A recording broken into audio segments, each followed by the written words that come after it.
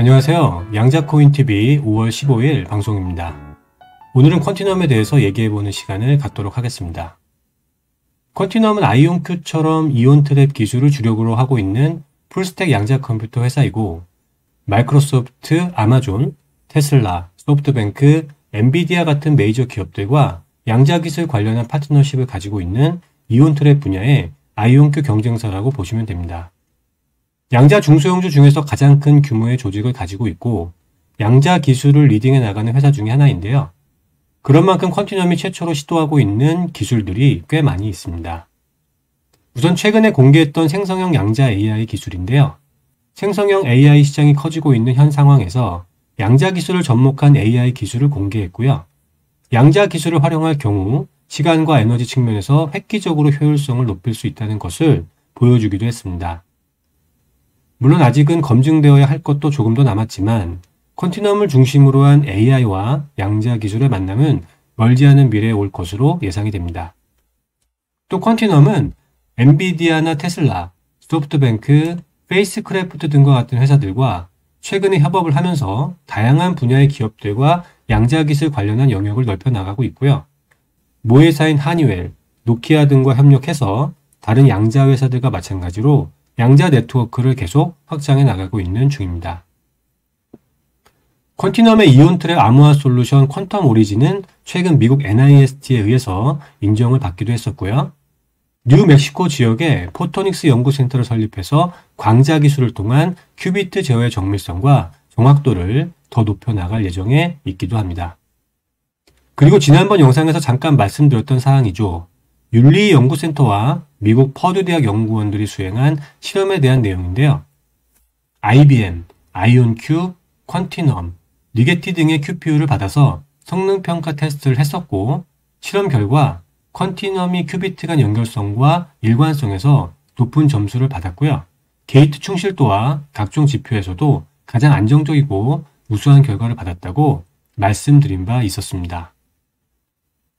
다만 효율성과 속도 면에서는 IBM이 컨티넘보다 더 좋은 결과를 보여주면서 회사들 간의 양자 기술의 차이가 어떤 결과를 보여주는지를 볼 수 있었던 평가였습니다. 또 컨티넘에서 최근 양자 우월성을 다시 한번 입증했다는 소식도 있었는데요. 기존의 컴퓨터로는 해결이 불가능한 수준의 수많은 솔루션 중에 하나를 선택해야만 하는 무작위성 문제를 반복적으로 해결했다는 소식이었습니다. 컨티넘의 H21 칩은 4620개의 2큐비트 게이트를 포함하는 벤치마킹 알고리즘 LRQAOA 3개 레이어를 실행해서 56큐비트에서 우월성을 입증했다고 하는데요. 이번 소식을 통해서 이온 트랩 기술의 우수성을 보여줬다는 평가를 받고 있고요. 금융이나 제조산업 전반에 걸쳐서 새로운 가능성을 열어줬다는 점에서 의미가 있는 소식이라고 볼 수 있을 것 같습니다. 이어서 최근의 소식들도 업데이트를 하면요. 우선 서두에서도 잠시 말씀드렸지만 컨티넘에서 인공지능 AI와 양자 컴퓨터의 시너지를 높이기 위한 새로운 하이브리드 기술을 계속적으로 연구하고 있다는 소식인데요. 컨티넘은 자사의 GQA를 통해서 양자 하드웨어와 AI 모델을 연결하고 이렇게 연결된 상태를 통해서 분자의 기저 상태 에너지를 계산할 수 있다고 합니다. 분자 기저 상태에서의 에너지 양은 기존의 컴퓨터로는 계산이 거의 불가능하다고 알려져 있는데요. 컨티넘의 GQA로 이것을 가능하게 하면서 기존에 불가능했던 많은 계산을 가능하게 할 것으로 보이고요. 실제로 이 연구에 참여했던 연구진들은 이 양자 기술과 AI 기술의 결합으로 약물 발견이나 재료 설계의 획기적인 개선을 가져올 수 있다고 주장하고 있습니다. 컨티넘이 일본 소프트뱅크와 추진하고 있기도 한 젠컨텀 AI 학습 프로세서를 통해서 위와 같은 양자 기술과 AI를 연결할 수 있게 되었다고 보시면 되고요. 이를 통해서 불가능한 계산이 가능하게 된 것인데요. 쉽게 말해서 컨티넘의 GQA라고 하는 것은 양자 회로에서 생성된 데이터를 계속해서 훈련시키고 개선시켜 나가고 또 훈련시켜 나가는 양자 기술에 기반한 젠컨텀 AI 방법론에 기반해서 운영된다고 보시면 될 것 같습니다. 일반 컴퓨터로 생성하기 어렵고 불가능한 데이터를 양자 컴퓨터로 생성해내고 그렇게 생성된 데이터를 가지고 AI 모델이 학습을 해나가면서 기존에는 불가능한 수준의 자체적인 학습과 개선 시스템이 가능해지는 것이고요. 그렇게 되면서 기존에 불가능했던 연구, 특히 제약과 화학 분야에서 난공불락이라고 여겨졌던 분야의 연구가 이 구조와 프로세스로 점점 가능해지게 된다고 보시면 될 것 같습니다. 특히나 제약이나 화학 분야는 기계나 전자 분야에 비해서 정확한 모델링이 상대적으로 어려웠죠. 그래서 실험을 하더라도 시간이나 노력이 몇 배 이상 많이 필요했었는데요. 이번 퀀티넘의 기술 혁신으로 화학적 상호작용을 좀 더 정확하게 모델링할 수 있을 것으로 생각이 되고요. 이러한 개선은 인류의 삶에도 크게 기여할 수 있지 않을까 하는 생각이 듭니다. 그리고 퀀티넘은 최근 퀀텀 볼륨 QV에서 가장 높은 수준의 성능을 달성했다고 발표하기도 했는데요. QV 수치는 큐비트 수, 연결성, 오류율, 일관성 시간을 결합해서 양자 컴퓨터의 성능을 측정하는 것이고요. 퀀티넘의 H2 시스템이 838만 8,608점수를 달성해서 최고 점수를 기록했고, 이는 매년 10배씩 성능을 확장하겠다는 퀀티넘의 5개년 로드맵의 결과라고 발표를 했습니다. 더 많은 마력을 가진 자동차가 더 높고 가파른 산악 지형을 더 많은 무게를 싣고 잘 갈 수 있는 것처럼 더 높은 양자 볼륨은 양자 컴퓨터가 더 복잡한 문제를 더 정확하게 해결할 수 있음을 의미하는데요. 이 QV 수치는 양자 컴퓨터 시스템 용량에 대한 보다 포괄적인 측정을 제공하기 위해서 IBM에서 개발된 수치고요. 개별적인 부분만 보는 것이 아니고 여러 성능 변수를 통합한 수치이기 때문에 전반적인 성능을 본다는 측면에서 가치가 있는 수치라고 생각이 됩니다. 이미 윤리연구센터와 듀크대 실험 결과에서 입증된 것처럼 퀀티넘이 큐비트 규모, 연결성, 오류율, 일관성 등에서 현재 기준으로 최고 수준이라는 것을 증명했기 때문에 이번 QV 실험 결과도 이러한 퀀티넘의 경쟁력을 뒷받침해준다고 볼 수 있을 것 같습니다.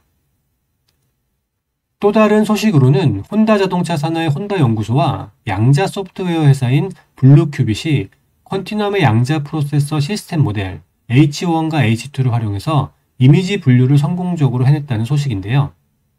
블루큐빗의 QS-AAS 플랫폼과 IBM, 그리고 퀀티넘의 양자 하드웨어를 사용해서 수많은 환경에서 캡처된 동적인 주행 장면의 광범위한 데이터 세트를 여러 가지 양자 데이터 인코딩 기술을 사용해서 최첨단 클래식 컨볼루션 신경망에 필적하는 94%의 정확도로 구분했다는 소식입니다.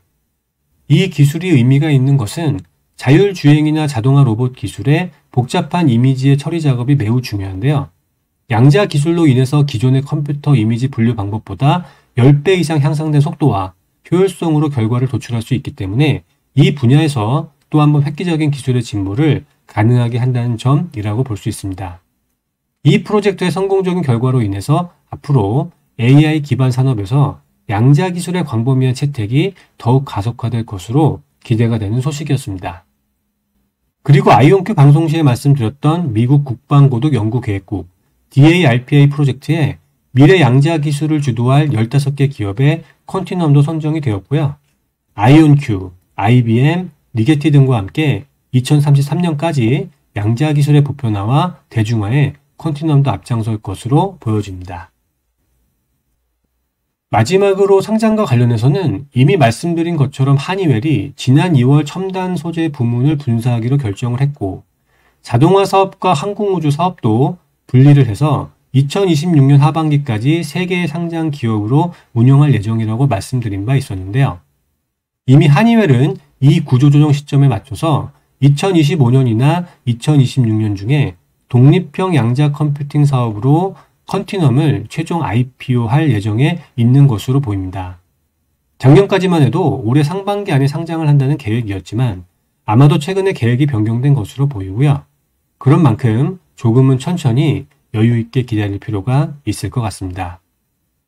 퀀티넘이 상장하게 되면 상당한 주목을 받을 것은 분명하기 때문에 이 기업에 대해서 시간이 날 때마다 조금씩 알아갈 필요가 있다고 판단이 되고요.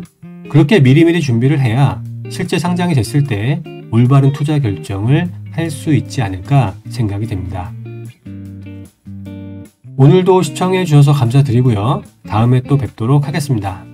감사합니다.